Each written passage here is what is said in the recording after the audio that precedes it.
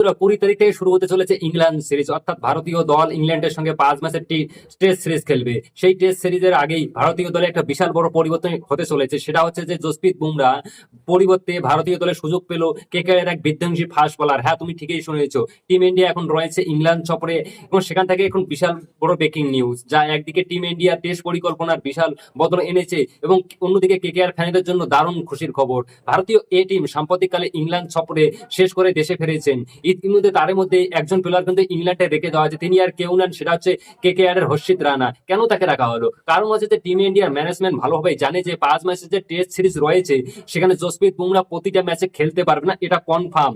কারণ জসপ্রীত বুমরা হচ্ছে যে কিছু অনেক ইনজুরি আছে। সে অস্ট্রেলিয়ার বিরুদ্ধে 4টা ম্যাচে লাগাতার পারফরমেন্স করার পর 5 নম্বর ম্যাচে কিন্তু ভালো পারফরমেন্স করতে পারেন এবং চোট পেয়ে মাঠের বাইরে চলে যায় এবং চ্যাম্পিয়ন ট্রফি থেকে বাইরে চলে যায়।